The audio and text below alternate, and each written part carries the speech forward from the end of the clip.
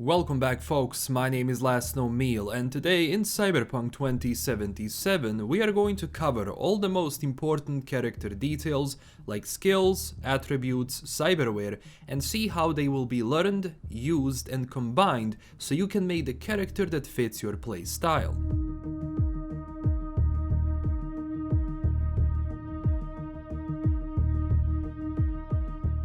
First off, let's start with the Cyberware tab. In the game itself, as it was before in the pen and paper RPG of course, with some changes, you will have 11 slots, and those are frontal cortex, which is the front part of the brain and is used in cognitive behavior, personality expression, decision making, and moderating social behavior. Again, of course, it's going to have similar things in the game.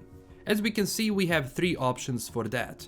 Next up we have the Ocular System, so that means eye augmentations, which will give you different bonuses like better analysis of the target, zooming in. Later as you upgrade you get the ability to see through walls, and I'm sure that this will also help with aim. At least it will give you weak spots of the targets to shoot. Of course, one slot is a pair of a cybernetic eyes. Next up is Circulatory System, where we will have 3 slots to put cyberware in.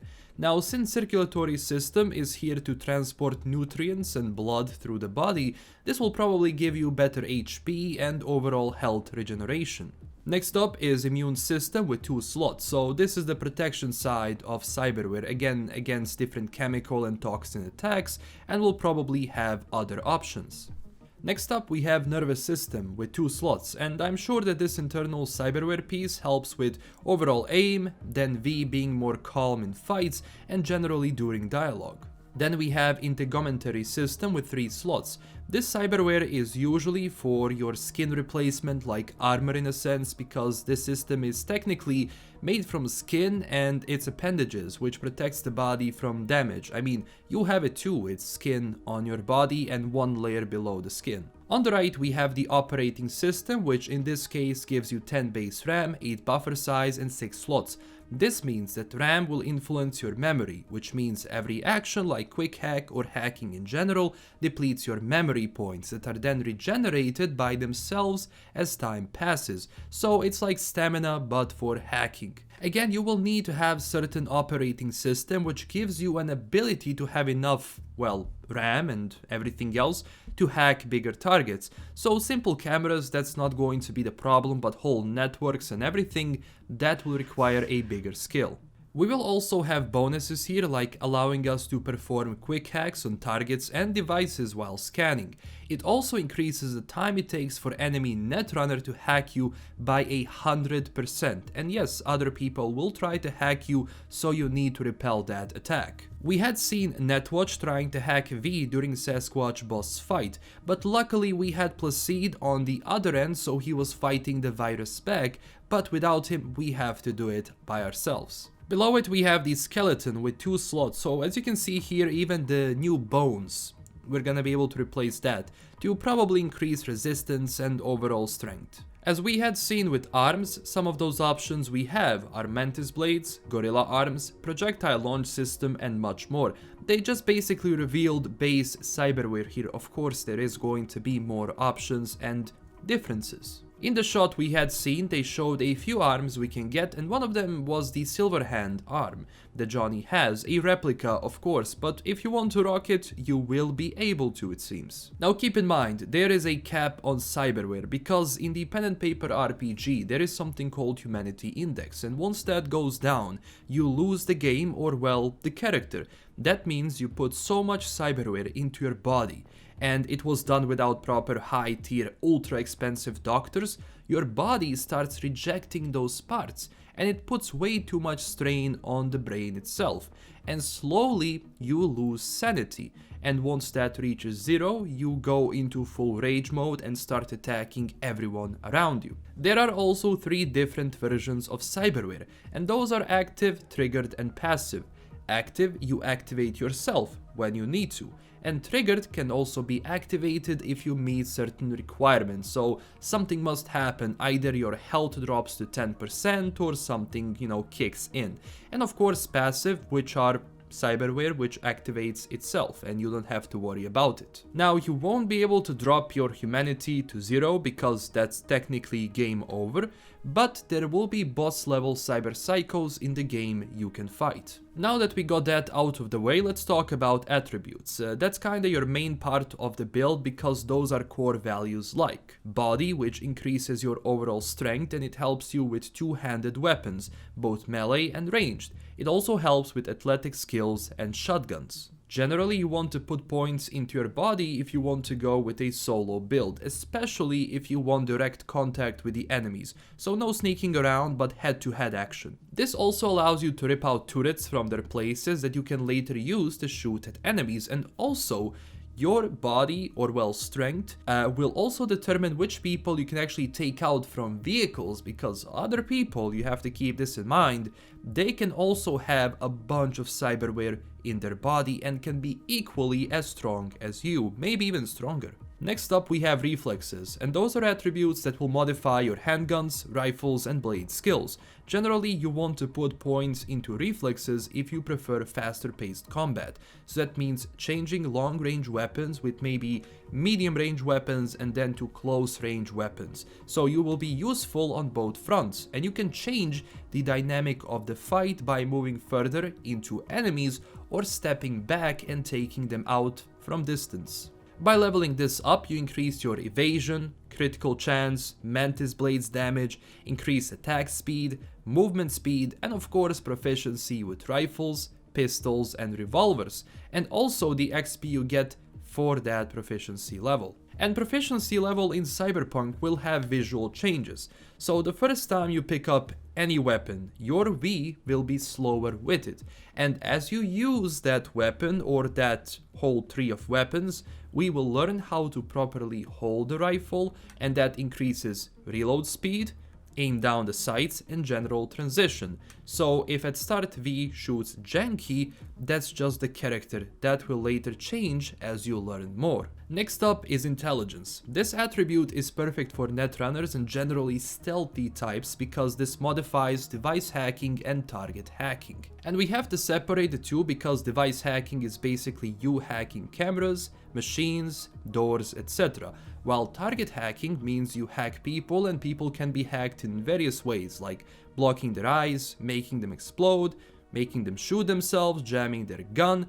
Those attacks are done with viruses and daemons that you can get in the game as you play, so there are different ones you can utilize against enemies. Next up we have technical ability, and those are useful for engineering and crafting in general. Now, since Flathead has been removed as a companion from the game sadly and will only be available in select missions, techie skills had to be changed a little bit.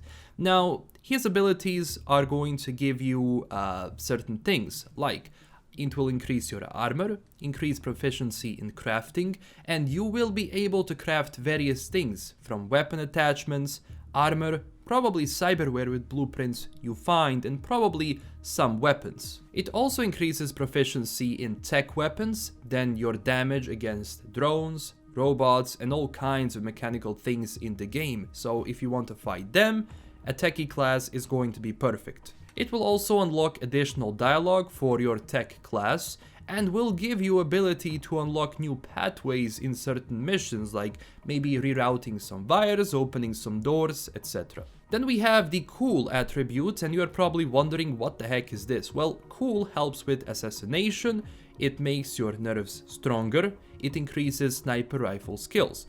It also helps with not being detected by enemies fast when you're sneaking around, so cool is extremely important if you want that stealth-based character. Also, V will keep calm during stressful moments in the game. Do keep in mind, you get bonuses for even these attributes and different perks you can actually utilize. But that's not all, because each of these things help with something, and if you look at the new character tab, we see 3 things, like rifles, handguns and blades. Now, as you use the weapons you have selected for your class, your skills for those weapons goes up, or well, proficiency.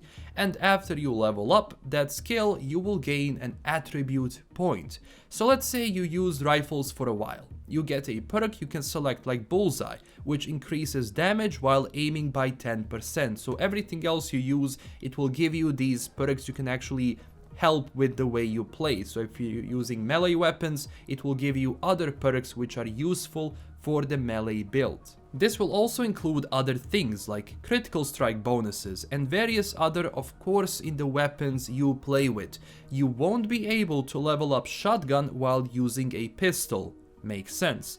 Of course, all perks won't be available to you until you go in a different path, but no worries, you will be able to respec, so on that end you are safe if you make a mistake, but keep in mind, you won't be able to be jack of all trades. Or, as we can see here, for example, if you are using blades, you have offensive defense passive perk, which increases defensive attacks damage by 200%. So this is probably going to be if someone attacks you, you do a quick block and then you attack a target and you deal 200% more damage, which is extremely useful. Again, some other abilities we will have and are known, for example, are Grenadier, which makes explosion radius of grenades visible, so it appears here before we throw the nade. In technical abilities, for example, you will have a skill called Revamp, which increases the price of items you sell. So yes, you will be able to make eddies from getting equipment, maybe salvaging some stuff and selling it later. And you have R&D, which allows you to upgrade your items to legendary quality, so you won't even have to rely on other people or other vendors in the city. If you invest in this, you will be able to craft most of the things yourself. And as I said before, you make your own V. You decide what skills are useful to you. I will of course make a proper look on this once the game is out, because we still don't know all of the skills and perks and abilities we will have in the game. Now, once the game is out, expect a lot of build guides for different choices. So, this was the analysis of the skills, perks, attributes in Cyberware and how it's going to be utilized. But ultimately, it's your story and your choices. So, it's going to be amazing to see what sort of ideas people have for the game and for their characters. Of course, I will make some things after the game comes out where you will be able to post your own characters and your skills and how your character looks. So, more info on that as the game comes out. Thank you everyone for watching. If you enjoyed this video, please click that like and subscribe button for more, and also tell me down below what sort of a character will you be playing next week. Yes, the game is coming out next week, it's surreal. Also join our growing community at Twitter and Discord, and of course I do have a Patreon page, so if you wanted to support the channel in an extra way, do it through the link below. And huge thanks to my current Patreon supporters. This is LKM signing out, and stay classy everyone. Bye bye.